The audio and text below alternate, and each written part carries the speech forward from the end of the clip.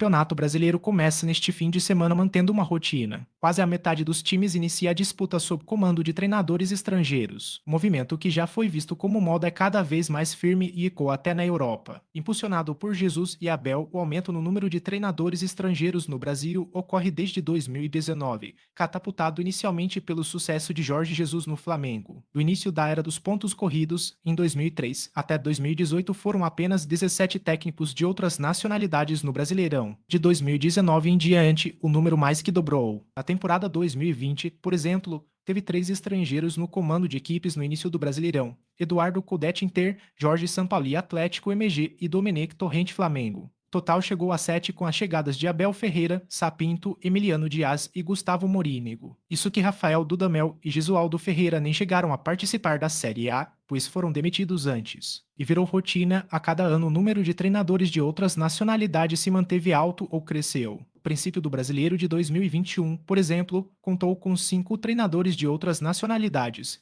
e o total, após chegadas e saídas, virou 8. Mas daquele ano para o seguinte, além do sucesso de Jorge Jesus, Abel Ferreira já tinha consolidado ainda mais a predileção por estrangeiros. Campeão da Copa do Brasil de 2020 e Libertadores de 2020 e 2021 pelo Palmeiras, o português impulsionou mais e mais chegadas. Em 2022, o brasileiro iniciou com 9 treinadores estrangeiros, ou seja, quase a metade dos times participantes era treinada por gringos. O número chegou a 11, não simultâneos, ao longo da competição. O ano passado o marco foi quebrado. Pela primeira vez o Brasileirão teve mais treinadores estrangeiros do que brasileiros em atividade ao mesmo tempo. Isso ocorreu no fim de julho, quando Cudete Inter, Bruno Lage Botafogo e Ramon Dias Vasco foram anunciados. O Brasileirão passado, aliás, tinha começado com 10 treinadores estrangeiros, e entre chegadas e saídas chegou a 14. Para este ano, o Brasileirão começa com 8 estrangeiros no comando: Gabriel Milito Atlético MG, Arthur Jorge Botafogo, Antônio Oliveira Corinthians,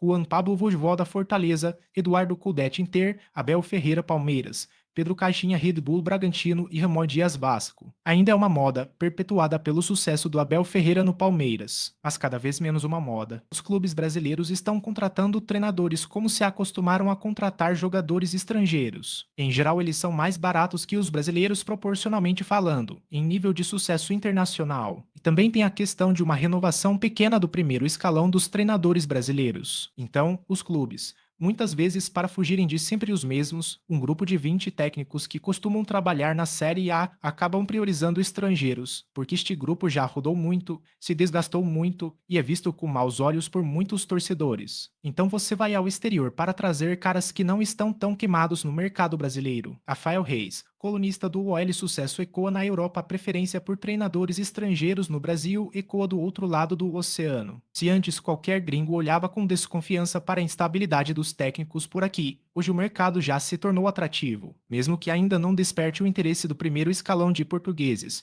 Técnicos emergentes do país de Jesus e Abel já se sentem confortáveis ao considerar trabalhar na Série A. O público português ainda continua pouco interessado no futebol brasileiro, mesmo depois dos sucessos de Jorge Jesus e Abel Ferreira, mas a mesma verdade não pode ser dita dos treinadores, dos técnicos portugueses da segunda prateleira do país. E aqui é importante dizer isso, olham para o Brasil como um mercado atraente, onde é possível receber um bom salário e experimentar uma realidade diferente. O português, aliás, adora experimentar novas culturas e desafios diferentes, e essa é a sua principal característica, por isso também tantos exemplos recentes no futebol brasileiro. Os técnicos portugueses mais gabaritados, sejam mais jovens ou mais velhos, ainda dão preferência para saltos maiores dentro da própria Europa. Bruno Andrade, colunista do UOL.